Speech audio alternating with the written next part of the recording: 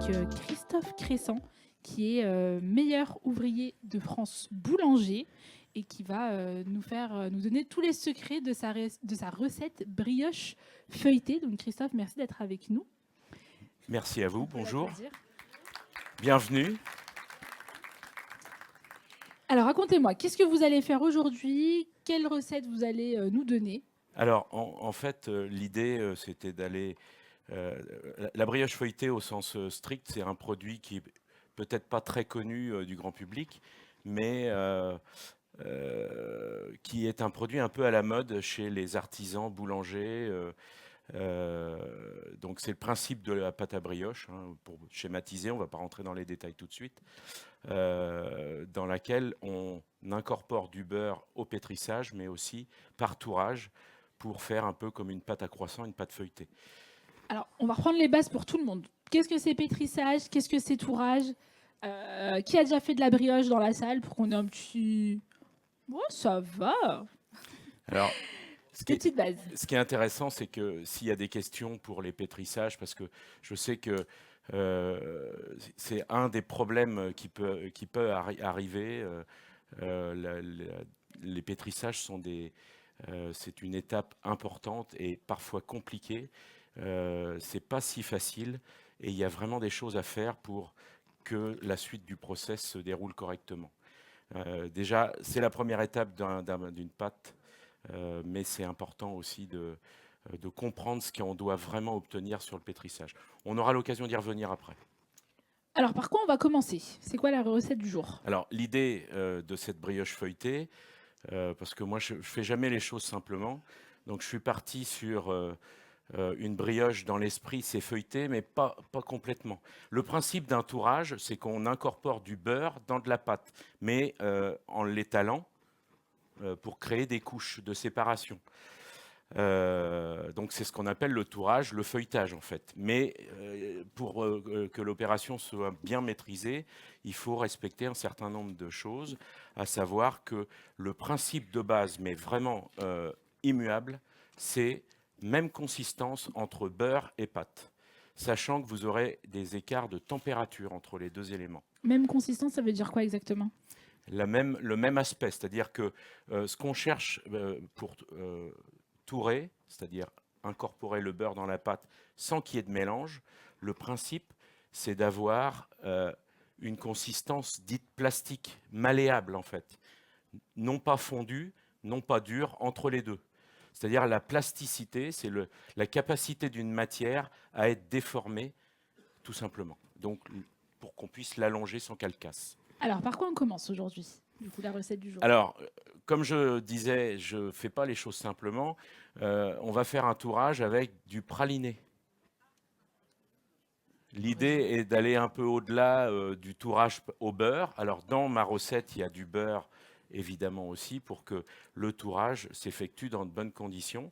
Donc, j'expliquerai aussi, si vous avez besoin, je vous donnerai même tous les secrets, la recette, etc. On pourra faire une photo, parce que je n'ai pas pris de fiche recette, mais au besoin. J'ai pas le temps. Il faut au minimum 5 heures pour la faire, donc c'est impossible. On a le produit fini, on va expliquer les J'avais pas choses, ce petit détail. on va faire le tourage, la pâte est prête. Putain, je demande. Alors, on va commencer par quoi la recette? Bon, voilà, c'est plus aller à Non, du non, direct. c'est impossible de faire cette recette en 40 minutes, D'accord. le temps Donc là, dédié. on a la. Ou alors vous revenez demain matin. Vous revenez à 3 heures du coup pour prendre le temps. Ok, donc il y aura une petite dégustation. Peut-être qu'on peut commencer avec faire la dégustation en même temps. Alors, Ou on va pas. faire la dégustation aussi, on a peut-être aussi Oui, oui, un échange. on va leur poser des questions juste après. Alors racontez-moi, parlez-moi un peu de votre parcours. Vous êtes meilleur ouvrier de France. C'était il y a un petit moment. Racontez-moi un petit peu Alors, oui, par où vous êtes passé. je suis issu d'une famille de boulangers depuis 4 générations. Mon arrière-grand-père, mon grand-père, mon père. Et donc, je suis né dans ce métier, en fait. Donc, tout gamin, j'étais dans le fournil familial et donc baigné un peu dans ces ambiances-là. Et puis, au moment où il a fallu commencer à rentrer dans le monde du travail, bah, en fait, je ne me suis pas posé de questions. C'était la voie royale, quoi. Et en fait, au bout de quelques années, j'ai voulu me perfectionner et j'ai trouvé une école, l'école pour la nommer, qui est l'Institut national de la boulangerie-pâtisserie, qui est situé à Rouen, en Seine-Maritime, depuis toujours. Et c'est dans cette école que j'ai fait mes perfectionnements, tant en boulangerie qu'en pâtisserie. Et après une double formation en brevet de maîtrise, l'école m'a proposé une place de professeur. Et j'y suis resté une dizaine d'années. Donc j'ai un passé d'ouvrier boulanger-pâtissier en entreprise, dans l'entreprise familiale essentiellement, où j'ai beaucoup appris de mon grand-père dans les discussions et de mon papa aussi. Et au point que j'ai jamais en fait vraiment tranché entre la boulangerie ou la pâtisserie. Je suis passionné par les deux métiers en fait. Donc actuellement, vous faites les deux. Vous avez votre boutique ici en Normandie. On a 3 boutiques à Rouen, donc 2 en centre-ville et puis une sur les hauteurs à Bois-Guillaume qui a été ouverte l'année dernière. Alors, sur le thème de la brioche feuilletée, c'est quoi la différence entre une brioche feuilletée et une brioche classique, normale? Alors, une brioche classique normale, c'est une brioche qui est moelleuse, comme on peut tous l'imaginer, hein. La forme classique, c'est la forme avec un corps qui est la brioche à tête, en fait, un corps assez rond, côtelé sur les bords, et puis au-dessus, une tête en forme de boule. Ça, c'est la brioche que tout le monde connaît. La brioche feuilletée, la plupart du temps, on prend cette pâte à brioche, généralement qui est un peu moins beurrée au pétrissage, et on incorpore par tourage du beurre dont on a apporté une consistance dite plastique pour pouvoir séparer les couches de beurre et les couches de pâte. C'est ça le principe du tourage. Et alors, comment on réalise un bon tourage à la maison? Comment on fait? Ah, c'est difficile. Sans machine, parce que C'est du coup, en ça, je pense boulangerie, qu'il y a vous plein de avez gens les- qui vont être d'accord avec moi. C'est très compliqué. Si vous voulez, à la limite, on peut faire une chose. Il y a une machine pour tourer là, mais je vais vous le faire à la main, rien que pour vous, parce que c'est plus simple. Et si on peut avoir un gros plan où vous allez comprendre, vous allez voir les choses. Alors, j'espère que vous serez un petit peu indulgent avec moi, parce que ça fait très longtemps que j'ai touré à la main. J'essaierai de m'appliquer. Oui, oui, bien sûr. Bon, bah ça va, on a de la pâte, donc on va pouvoir voir les coulisses. C'était Je ça vous ma question tout rassure, à l'heure. regardez. Ah, mais vous m'avez fait une blague en fait. Oui, oui, oui, oui, bien sûr. D'accord. Vous voulez me faire stresser? Un peu. Et ben ça marche pas, parce que moi je suis toujours détendue. Alors, regardez, on a une pâte à brioche qui a été pétrie Ah ben voilà, elle est dans là, ma la boutique. pâte. On l'a ramenée, elle a voyagé depuis Rouen et Ah, voilà. elle est parfaite. Elle a un peu fermenté, comme vous pouvez le voir sur l'écran.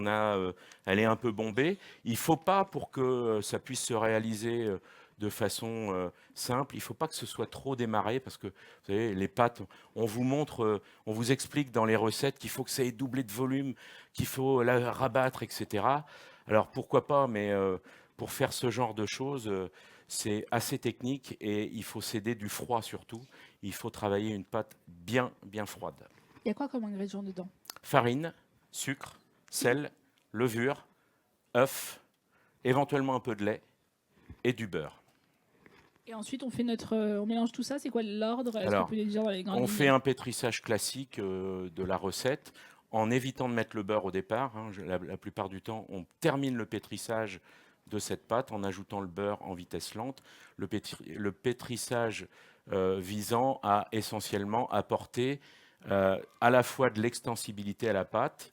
Donc, au départ, évidemment, les ingrédients collent aux parois, c'est très compliqué et ça peut mettre parfois beaucoup de temps à ce que la pâte se décolle, mais que la pâte se décolle est un élément essentiel pour avancer vers la fin du pétrissage. Pour obtenir un bon pétrissage, la pâte doit se décoller et présenter des aspects lisses. Et quand vous en prélevez un petit morceau, vous pouvez l'étirer, vous allez tester l'extensibilité et le contraire, la résistance à l'étirement, et ça va vous renseigner sur l'aspect de votre pâte. En fait, vous devez obtenir une pâte qui puisse former un voile très, très fin, très transparent, qui ne déchire pas. C'est ça le signe d'un bon pétrissage. Et ça peut prendre énormément de temps. C'est-à-dire? Ça peut prendre 1 heure. Selon les machines, selon la vitesse de pétrissage, selon les recettes, parce que vous avez dans une pâte à brioche des éléments comme le sucre qui gêne fortement la formation d'un bon réseau de gluten. vous avez la matière grasse contenue un peu dans le jaune d'œuf qui gêne aussi ce pétrissage. Et ce qui est essentiel, c'est d'avoir un pétrissage en partant d'une pâte pas trop souple, qu'on va au fur et à mesure détendre avec les œufs. Ne mettez pas tous les œufs au départ. Éventuellement, ne mettez pas votre sucre. Et vous verrez qu'en mettant le sucre progressivement, vous allez faciliter vos opérations de pétrissage. Donc vous avez fait votre pâte donc feuilletée, c'est ça?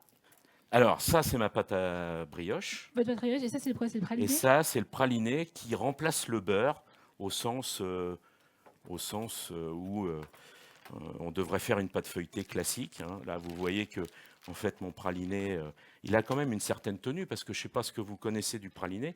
En général, c'est un peu fluide. Hein. C'est plutôt liquide, c'est fluide. Et ben, pour lui apporter un peu de consistance, on a mis du beurre dedans, mais j'ai pas mis que ça. J'ai mis un peu de chocolat, j'ai mis du café, parce que le praliné et le café, c'est excellent. Et j'espère que vous pourrez goûter et me dire votre avis. Ils sont là pour ça. Alors, comment on fait du coup? Alors, donc le principe du tourage, ça va être déjà... Alors, on va mettre un peu de farine. Hein. Moi, je suis boulanger, je suis désolé. Hein. Il faut pouvoir... On laisse reposer notre pâte, donc du coup, combien de temps avant de... Une nuit au frigo. Une nuit au frigo. Après le pétrissage, vous la mettez toute la nuit au frigo. Donc on rajoute encore un petit peu de farine? Ouais, il ne faut pas que ça colle. Bon, là, on la dégaze un peu au rouleau. Hein.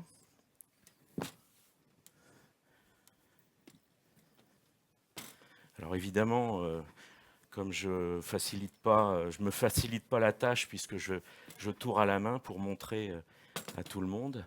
Vous voyez que j'essaye d'apporter une certaine forme.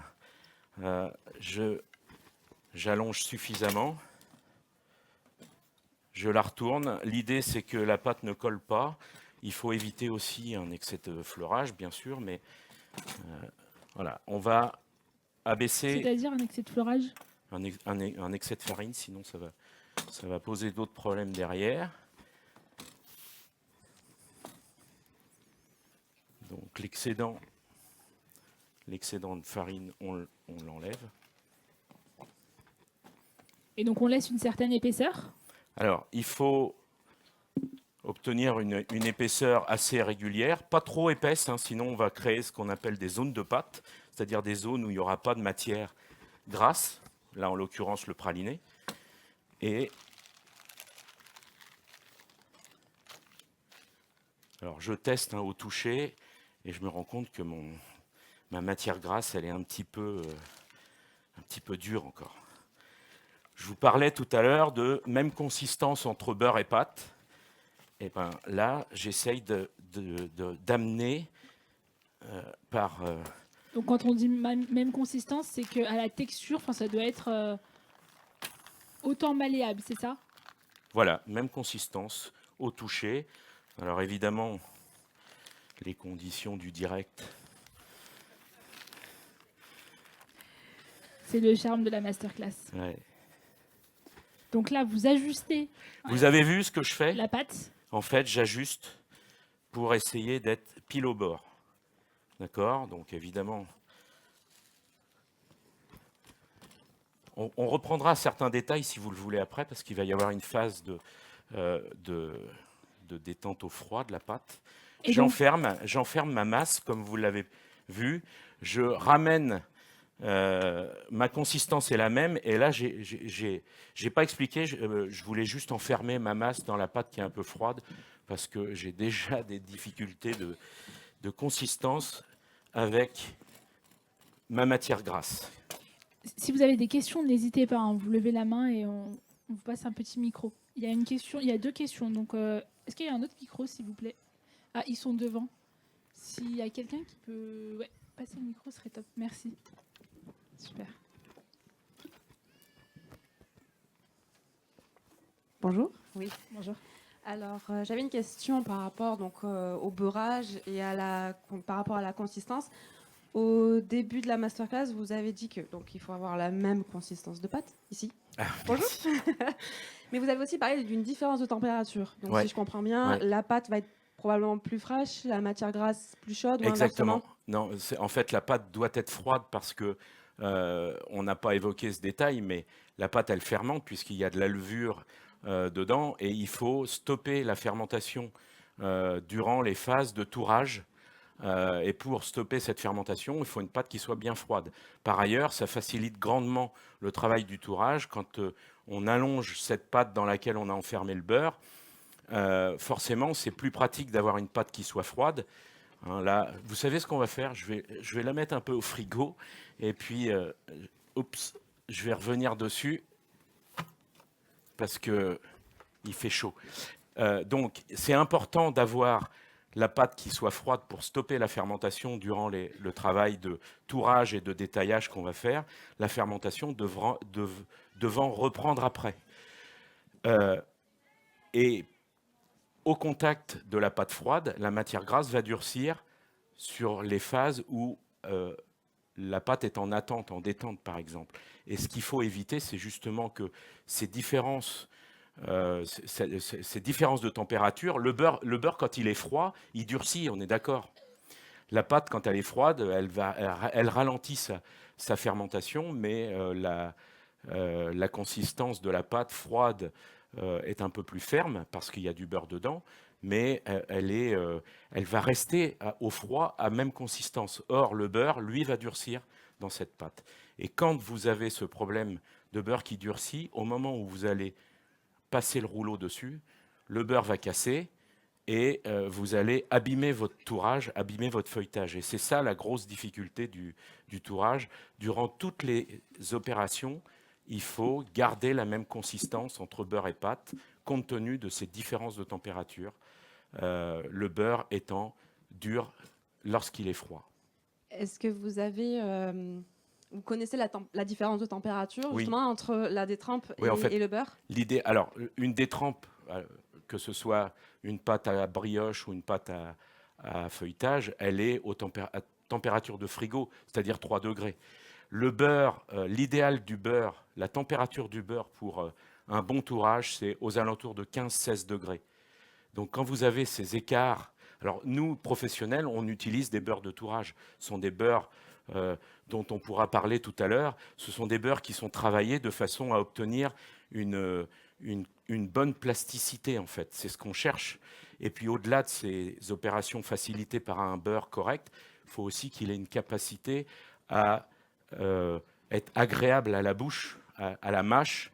Donc ça, c'est important aussi d'avoir des beurres, on pourra en parler tout à l'heure, d'avoir des beurres qui soient vraiment adaptés et qui aient toutes ces capacités-là.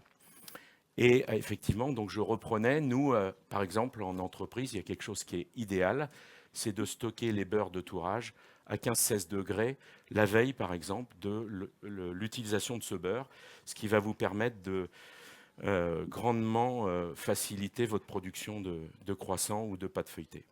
Alors justement, Merci. en parlant de beurre, on a avec nous Laurent Chupin qui va pouvoir nous parler de l'AOP beurre Poitou-Charentes. Laurent, vous êtes là. Oui, bonjour à tous. Merci Asma. Alors, c'est le beurre Charentes-Poitou et pas Poitou-Charentes.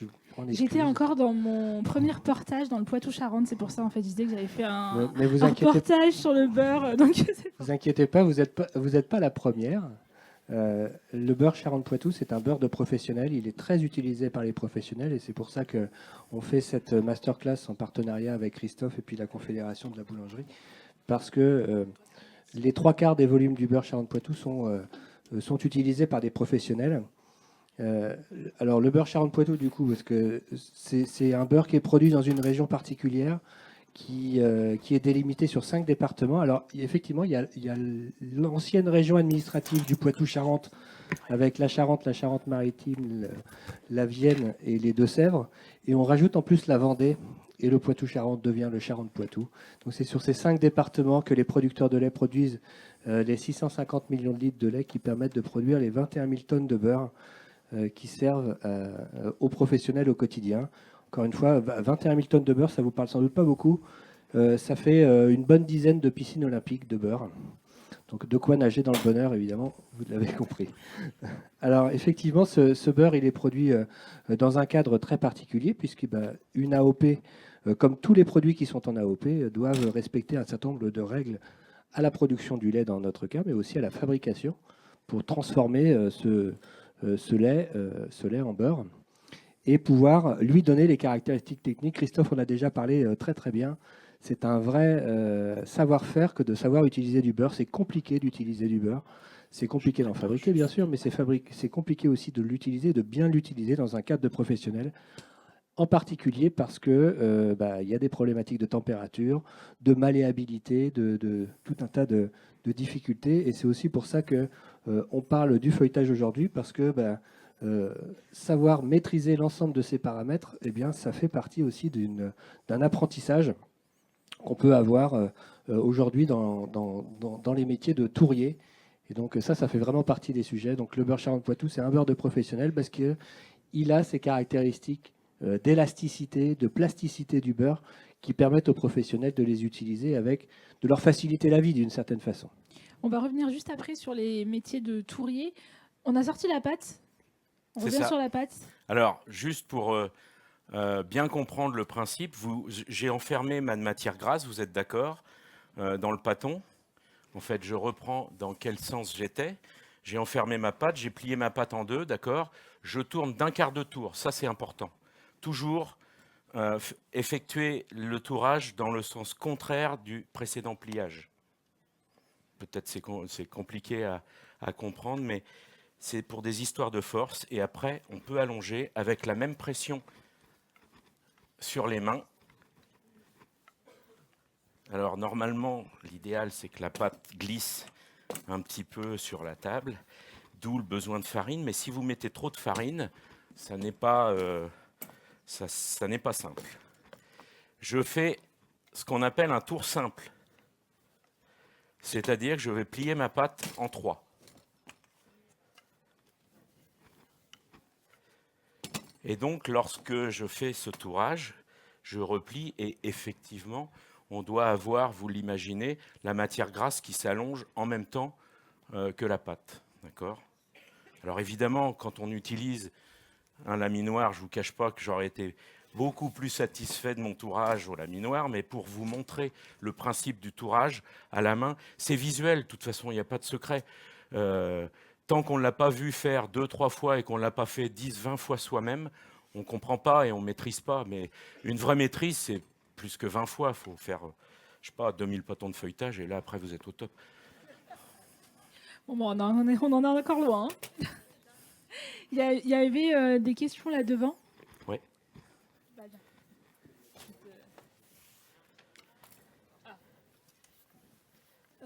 Oui, bonjour. J'ai déjà vu quand on fait un tourage, il y en a qui coupent sur les côtés. Ouais. Donc je voulais savoir si c'était utile ou pas du tout. C'est utile.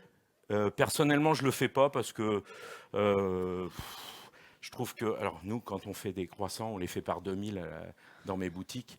S'il fallait couper les 60 pâtons qui servent à faire les 2000 croissants à chaque fois et à chaque tour, on mettrait 30% du temps en plus, ce serait inutile.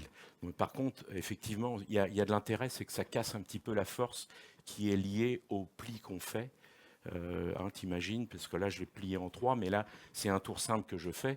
Normalement, pour faire des croissants ou une vraie brioche feuilletée, il faut refaire la même opération derrière, voire encore une fois, une opération similaire après des phases de repos. Mais là, évidemment, je vous dis, je ne fais jamais rien de simple. Je ne tourne pas au beurre. Et ce tourage au praliné va me permettre c'est une sorte de garniture que je fais. En fait, voilà, la viennoiserie, elle est garnie, elle est un peu tourée. Alors, on parle de brioche feuilletée. Certains d'entre vous, peut-être, ont entendu parler de babka. Ça ressemble un petit peu à ce principe. C'est pas tant feuilleté que ça. C'est un compromis entre la brioche feuilletée et puis une brioche garnie, en fait. Et donc, on crée ces couches que vous avez peut-être pu voir en gros plan. Ces séparations de pâte à brioche par des couches de praliné. Alors, je ne sais pas vous, mais moi, j'adore. Quand je vois ça, franchement, Bon, je suis un gourmand, c'est vrai, mais... Quelles sont les erreurs qui reviennent le plus souvent qu'on peut faire à la maison? Ah, les erreurs, c'est qu'on veut peut-être aller un peu vite. Je pense que ce qu'il faut faire, c'est essayer de préparer sa pâte la veille, par exemple, parce que, en fait, le fait de travailler une pâte bien froide vous permet vraiment de travailler dans de meilleures conditions. Ça, il faut prendre du temps. Et surtout, laisser la pâte reposer au froid. Donc entre chaque tourage. C'est ça. Alors, j'ai fait un seul tour simple. Et là, je fais mon abaisse finale pour faire un façonnage en fait, de ces brioches. Parce que, alors, on m'a dit qu'il y avait 45 minutes de présentation, de démo, et on approche presque de la fin. Et il faut que ça se termine. Donc, je me suis dit, on va faire quelque chose de très rapide. Et vous allez voir, ça va être rapide. Alors, on a avec nous Estelle Lévy, donc, qui fait partie de la Confédération nationale des boulangers-pâtissiers en France. Et donc, est-ce qu'on peut nous parler un petit peu des métiers, des différents métiers de la boulangerie-pâtisserie? On en connaît quelques-uns, on ne les connaît pas tous. Bonjour à tous, bonjour Asma, merci Christophe pour cette démo parce que ça donne envie en fait tout ça. Et nous, donc nous on représente les 34 000 artisans boulangers de France, boulangers-pâtissiers, et on a la chance d'avoir dans nos boutiques, dans nos affaires, plusieurs métiers. Donc le boulanger va faire le pain, le pâtissier les gâteaux, et le tourrier. C'est un métier, donc la personne va faire tout ce qui est viennoiserie, brioche, fond de pâte.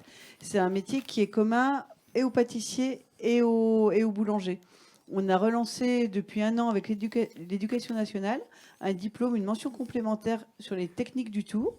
Donc j'ai un CAP boulanger ou j'ai un CAP pâtissier et je peux me spécialiser dans ce métier de tourrier qui est un métier qui est en plein renouveau. C'est comme un phénix, c'était un petit peu endormi et il est en train de renaître de ses cendres, entre autres grâce à toutes ces belles images qu'on peut avoir sur les réseaux avec une créativité qui est sans fin. Quand on parle de la babka, des New York Rolls, j'ai plein des Rouitch, enfin c'est très créatif. Donc du coup on est ravis parce que nous ça intéresse les jeunes. Puis il y avait un point aussi important, c'est que ce sont des métiers qui s'exportent. Nous, ces métiers, si aujourd'hui vous avez un diplôme de boulanger, de pâtissier ou de tourrier français, c'est un vrai passeport pour l'international. Vous trouvez du travail au Canada, vous avez des cartes en Australie ou aux États-Unis sans difficulté. C'est beaucoup plus prisé que les écoles de commerce parce qu'ils en ont plein, mais en revanche, ces métiers-là, ils les ont pas. Et donc nous, on est vraiment contents de ce renouveau. Il faut savoir que dans le monde, on vend plus de croissants que de baguettes. Parce que les baguettes, on les vend en France. En France, c'est pas le cas. On vend plus de baguettes que de croissants. Mais dans le monde, en fait, des croissants, on en mange des salés, on en mange des sucrés, mais quasiment partout dans le monde. Alors que la baguette, on la mange principalement chez nous dans l'Hexagone. Donc c'est vraiment un passeport pour l'international et c'est important de le savoir. On a mis quelques documentations si ça vous intéresse sur ces métiers et sur les différents métiers de nos boulangeries. Voilà. Pendant ce temps-là, Christophe a découpé sa brioche. C'est ça, il avance et donc ce sera pour la dégustation qui va avoir lieu incessamment sous peu. Alors, je vais vous montrer, mais moyennant une petite phase de repos de la pâte pour le façonnage de cette brioche. Entre-temps, vous l'avez enroulée, vous l'avez mis dans un plastique pour un plastique. Éviter qu'elle ne croûte et pour faciliter la découpe tout à l'heure. Je vais découper sur le plastique.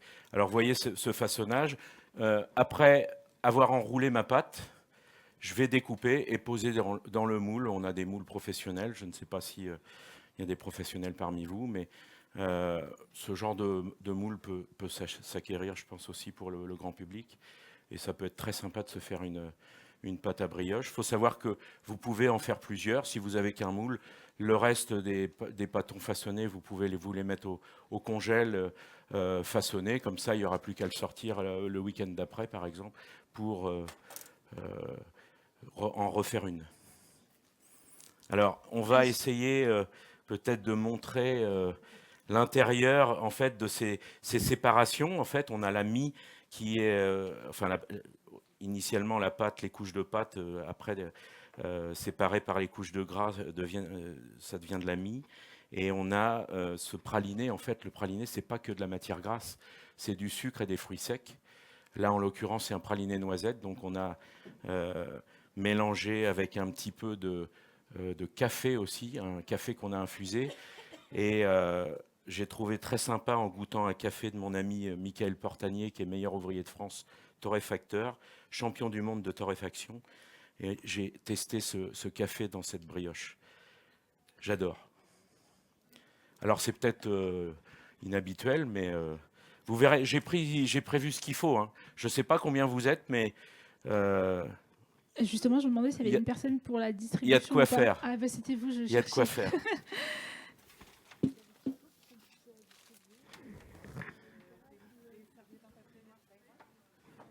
Ouais, peut-être.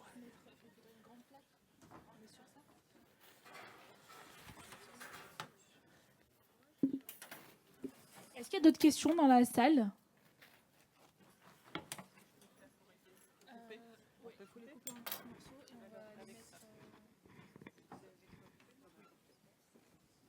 Ça, c'est très beau.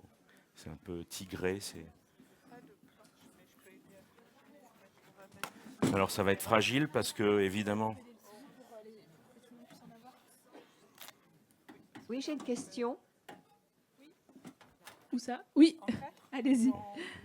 Vous nous avez dit au départ qu'il fallait pas que la pâte, enfin, c'était pas nécessaire que la pâte elle double de volume.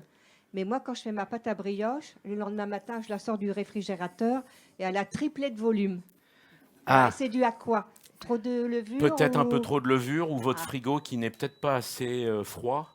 Ou alors, parce que ça peut dépendre aussi des ingrédients et des quantités. Par exemple, si vous avez plus ou moins de sucre, sur un faible dosage de sucre, vous allez avoir une activation de votre fermentation. Et sur un plus fort dosage, au contraire, la quantité de sucre va freiner la fermentation. Ah, pardon. Donc, c'est parfois un équilibrage, mais je vais être très franc aussi. J'ai rarement vu dans les bouquins de recettes grand public des recettes adaptées à la fois au matériel Oui. frigo, etc. Si on a le temps, je vous filerai une recette qui doit marcher avec ce genre de frigo. Parce que en fait, c'est très compliqué de faire des produits de boulangerie chez soi. Ah oui, Par contre, c'est très plaisant, c'est génial, mais il faut avoir les rudiments, quoi. parce que le tourage, tout ça, j'arrive, mais c'est voilà la pâte qui gonfle. Ouais, et donc c'est préférable peut-être de baisser votre dosage de levure. Est-ce que votre pâte à brioche, vous la rentrez aussitôt au frigo dès la fin du pétrissage? Oui. Ouais, donc il y a peut-être un peu trop de levure quand même dans cette, Ah, d'accord. dans cette Parce que recette. pour 500 grammes de farine, vous préconisez combien de... Très clairement, on mettrait 30 grammes au kilo de farine, donc il faudrait 15 grammes de levure pour 500 d'accord. grammes, Ah oui, au d'accord. grand maximum. Ouais. Et vous voyez souvent des recettes de pour 20 500 grammes de grammes. farine, on passe à 20 ou 30 grammes. Voilà, c'est ça. C'est le double en fait. C'est Il ça. faudrait baisser de moitié, voire d'un tiers, parce que après ça dépend aussi, c'est souvent de la levure sèche qu'on utilise, Oui, parce qu'elle se conserve mieux, et selon les levures sèches, vous en avez dont les dosages sont à réduire encore plus. d'accord, ok, d'accord. Donc, en général, il faut se conformer aux quantités, mais ce que cherche le vendeur de levure sèche, c'est que l'utilisateur ait une réussite immédiate. Donc, il ne se pose pas le genre de questions qu'on peut avoir, mais il faut savoir qu'un professionnel en boulangerie va utiliser des dosages de levure bien plus faibles. C'est le cas aujourd'hui. Il y a 40 ans ou 50 ans, quand j'ai commencé le métier, oui, allez, 30, ouais, il y a 40 ans, il y a 40 ans. Mais c'est vrai qu'on utilisait des dosages de levure beaucoup plus élevés qu'aujourd'hui. Et en fait, les produits de qualité de boulangerie, aujourd'hui, sont liés aussi à des dosages de levure plus faibles, donc à une augmentation des durées de fermentation au froid. Et ça a permis d'apporter vraiment des qualités de parfum, de goût et de travail. Parce que quand on travaille avec le frigo et qu'on laisse à la pâte le temps à la fois de refroidir, mais aussi de maturer lentement, on arrive à avoir quand même des produits beaucoup plus qualitatifs. Et la farine, moi j'utilise la farine gruau, mais Ah, quand j'en trouve pas... C'est une farine de force, hein. Vous pouvez l'utiliser, mais Ça donne beaucoup de force au fil des tours et ça, c'est pas très pratique. Ah, alors. Utilisez une farine type 55 Ah bon, classique. d'accord. Ok. Vous serez plus. Ah bon, bah, ok. Je pense, c'est beaucoup plus Alors, facile. donc mon problème vient sûrement de là aussi. Et puis, il y a un autre problème aussi, c'est que la farine, chez soi, on la garde parfois très longtemps dans les placards. C'est vrai. Et en fait, la farine, c'est naturel et ça travaille. Ah, En fait, on conserve mal de la farine, contrairement au blé. Les meuniers ne gardent pas de la farine très longtemps après écrasement du blé. Par contre, on stocke du blé. Oui. Le blé, on le récolte une fois par an et on en stocke pendant 15 mois. Hein. Donc, par contre, vous stockez de la farine 15 mois, vous aurez de mauvaises surprises derrière. Hein, parce Oui, qu'au bout oui. d'un moment, il y a même des développements d'insectes Ouais, et c'est tout, ça. donc c'est pas bien. Hein. oui, non, d'accord, ok. Bah, merci beaucoup. Je vous en prie. Yeah, question devant. Oui, donc j'ai une autre question. Je voulais savoir, j'ai déjà vu des recettes où pour que la mie soit plus moelleuse, on utilise un tanzong, un truc comme ça. Ah oui, ça c'est la recette. Alors, certains disent que c'est une méthode chinoise ou japonaise, mais en fait c'est le Ça. principe de débouillanter Du lait une avec- partie de la farine de la recette avec Oui. du lait ou de l'eau ou d'autres éléments humectants, on va dire, parce qu'on peut faire, on peut mettre du vin, on peut mettre plein de choses. Ouais. Nous, on fait un pain de Noël, par exemple, dans mes boutiques, on fait un vin chaud, donc il est bouillant, puis on le coule sur les farines. Et ça, c'est ça la méthode Tangzong. En fait, c'est comme quand on fait la tourte de seigle, le pain de seigle à l'ancienne. Vous faites bouillir l'eau et vous ébouillantez votre farine avec. Qu'est-ce qui se passe? On éclate l'amidon et l'amidon va absorber l'eau. Et ça apporte énormément de moelleux, ça apporte de la conservation aussi. Alors évidemment, vous ne pouvez pas pétrir comme ça après votre recette. Vous utilisez Tangzong, vous la remettez dans donc cette pâte. C'est un peu comme quand on démarre une pâte à choux, si vous voulez. Hein, on fait bouillir le lait et l'eau sur le gaz, on verse sur la farine et vous faites un empois d'amidon. C'est ça, en fait, la méthode Tangzong. Et quand vous utilisez cette pâte et que vous l'ajoutez dans une pétrissée, vous apportez énormément de moelleux. Vous apportez aussi une facilité de pétrissage parce que ça facilite l'allongement de la pâte. Christophe, petite question ici, à droite. Bonjour. Bonjour. Du coup, la brioche, faut pas que ça soit dur. Parce que le but, il faut que ça soit moelleux. Oui. Parce que j'en ai déjà goûté. Il faut pas que ça soit très dur non plus. Non. Du coup, aussi que il faut un peu utiliser des ustensiles pour aplatir la pâte. Oui. Après, il faut l'arrondir. C'est ça. Après, on la décolle.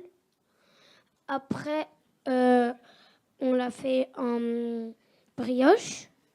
Oui. Et voilà. Ben, tu as drôlement bien suivi. Franchement, on peut l'applaudir. Je pense que c'est un très beau résumé de la démo, là. Franchement, bravo. Hein. Merci. Merci. Beaucoup. Il a 8 ans, le petit Ziparad. Ah, peut-être un futur petit boulanger. Bonjour. Bonjour. Là, en face. Lorsque je fais des croissants ou des pains au chocolat, Ouais. en entreprise, je fais des tours simples et des tours doubles. Oui. C'est quoi la différence et ça va amener quoi à la pâte? Alors, vous avez 3 méthodes de tourage. Par tour simple, par tour double ou un compromis des deux, par tour double et par tour simple. En fait, vous avez 3 aspects finaux qui se font sur la viennoiserie. Usuellement, en entreprise, on fait souvent 3 tours simples. En tout cas, c'était le cas depuis très longtemps. Depuis quelques années, on a beaucoup plus l'emploi du tour double et du tour simple, le compromis entre les deux, entre les 3 méthodes. Ce qui va se produire, c'est que qu'est-ce qu'on cherche sur un produit feuilleté? Si on parle du croissant, qu'est-ce qui va se produire? On va avoir dans le croissant, à la fois, il faut un bon goût de beurre, il faut du fondant, il faut du croustillant, ça c'est le feuilletage qui l'amène. Il faut un compromis entre tout ça. Or, le fondant et le croustillant, c'est 2 opposés. Parce que plus vous cherchez de croustillant, plus vous allez avoir des feuillets importants, moins vous aurez de fondant en fait. Et vous allez avoir beaucoup de miettes, etc. Donc c'est un compromis qu'on cherche.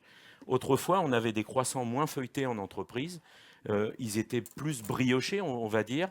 C'est cette méthode des trois tours simples, en fait, qui apporte ça, en fait. La méthode des 3 tours simples, ça apporte beaucoup de fondant, mais très peu de feuilletage apparent, en fait. Et aujourd'hui, on cherche un peu un compromis des deux. Alors, pour ma part, ce que je préfère, c'est les 2 tours doubles. C'est ce qui est un peu c'est le meilleur compromis pour moi entre le croustillant recherché, c'est-à-dire ces stries sur les côtés des croissants, et le côté fondant aussi. Mais en production, c'est pas toujours facile. Évidemment, quand vous avez 2000 croissants à fabriquer, vous essayez de trouver des méthodes qui soient efficaces. Et nous, effectivement, comme beaucoup de mes confrères, aujourd'hui, on utilise beaucoup cette méthode du un double, un simple, ou un simple, un double, qui est le même résultat, en fait. On a une question juste devant. Oui, juste une petite question. Il me semble que, je crois qu'il y a une température à ne pas dépasser à la fin du pétrissage, 26 degrés ou quelque chose comme ça. Est-ce que vous parliez d'1 heure potentiellement pour avoir un réseau glutineux qui se forme? Alors, ça paraît assez long, du coup. Oui, en fait, ça paraît long. Pourquoi? Parce que je me rappelle mes essais avec un KitchenAid à la maison. Et KitchenAid, bon, pour citer une marque, c'est pas pour la montrer du doigt, mais c'est vrai que c'est pas du matériel pratique et facile pour pétrir correctement les pâtes. Et ça peut prendre énormément de temps, et surtout, ça échauffe énormément les pâtes. Et à un moment donné, soyez certain que quand vous avez une pâte qui a échauffé au pétrissage, vous n'arriverez pas à la lisser correctement. Donc c'est la raison pour laquelle les boulangers utilisent souvent un liquide, une eau très froide. On a des machines qui refroidissent l'eau de coulage pour faire le pain, parce qu'il y a pas mal d'échauffements qui peuvent se produire. Et on utilise une méthode aussi pour calculer la température de fin de pétrissage, qui est généralement adaptée au type de travail qu'on va faire au pétrissage. Vous avez parfois des pétrissages qui sont très intensifs, comme parfois les pâtes à brioche ou les pâtes à baba pour faire du baba au rhum. Mais vous avez aussi des pétrissages très lents, et auquel cas la température de l'eau de coulage va correspondre à ce travail qui va être fait. Et c'est ce qu'on appelle une température de base. Et en fait, à chaque recette de boulangerie, donc vous avez une température de base qui correspond à la somme de la température de la farine, de la température du fournil et de la température de l'eau de coulage. Et du coup, il y a une question juste là-bas au fond. Farine au frigo. Bonjour. C'était le complément. Non, je disais mettre la farine au frigo, c'est une astuce. C'est une astuce, oui. Du coup, parce qu'on a bientôt plus le temps, il y a une petite question là-bas. Bonjour. Vas-y. Est-ce qu'on peut utiliser de la farine de noisette? Alors, on peut, mais en petite quantité, pour donner, par exemple, du goût, c'est possible. Mais alors, pour apporter du goût, la plupart du temps, il faut la torréfier un petit peu pour donner un peu plus de puissance de goût. Mais la farine de noisette, c'est pas très... Alors, pour faire du pain, c'est compliqué. On peut pas. Il faut une farine de blé en base, parce que rares sont les farines autres que le blé qui facilitent la fabrication de pain. Donc, on peut faire du pain avec de la farine de seigle, mais il y a très peu de gluten dedans. On peut faire du pain avec de la farine d'avoine, enfin, avec toutes sortes de farines de céréales. Mais la noisette, ce n'est pas une céréale, et ça ne forme pas une pâte au sens boulanger du terme.